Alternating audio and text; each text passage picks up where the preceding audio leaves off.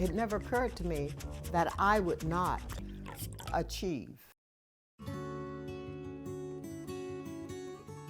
Bobby Carney Jones, born October 21st, 1946, in St. Louis, Missouri. My mother married my stepfather, who was in the Air Force stationed here at Dover. I did early schooling in St. Louis through fourth grade in an integrated environment. I came to Delaware, and we lived on Camden, Wyoming Avenue down in what was then called Wyoming. And our house was maybe about 3 blocks from Paul Laurence Dunbar School. This was the 2-room schoolhouse where the blacks attended. Often on our way to school, there were some white kids who were crossing our path to go to their school, and they did, in fact, heckle us. So my experience there was a shock, to say the least. I went to Paul Laurence Dunbar for 1 year.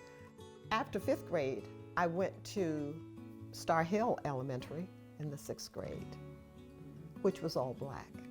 But it was a very nice school. After Star Hill, went to Booker T in Dover. I know the teachers recognized that there certainly was a difference in abilities and interest in that kind of thing, but there was just no excuse for not achieving. This was from Dunbar all the way through 12th grade. They taught lessons of life. They taught in their content area. Made sure that you knew exactly what it was you were supposed to know, gave you the assistance, and if that didn't work, they would call home. My mother felt that my job was to do well in school. So I never had a job until I was 18 years old. Then I went to William Henry, and the experience was a great experience at William Henry. I was involved in the chorus, involved in the band. I was a scorekeeper for our basketball team. It didn't last very long, I think for 1 season, because I became too involved in the game. I became pregnant, and during those days, you just didn't go to school.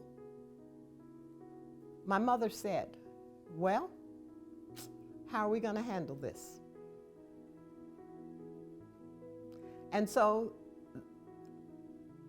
after that point in time, it was moving forward. I don't know how we found out about correspondence schools, but American Schools out of Chicago, that was the school. So I did all of my school work, I did the studying, so forth and so on, and at the end of the year, I went to the school to take the final examination. So I was out of school for a half year, I believe it was. There was a slight change when I went back to school in the disposition of a couple of the teachers, but it wasn't very pronounced because I didn't miss a beat. And my parents hadn't changed. My mother had no issues with going to the school, not in a combative kind of disposition, but we need to talk. Why aren't you recognizing my daughter's hand when she raises her hand? I went to Del State because there was no other opportunity for me. I was married, and by that time I had 2 kids, and we were stable. We had our own home down in Felton. So I didn't really have a choice about where I was going to go, and I was a commuting student. I was active with the Commuters Club. I was Miss Sociology. They had the Queen's Coronation and so forth, and the Queen's Court. And I needed an escort for the coronation.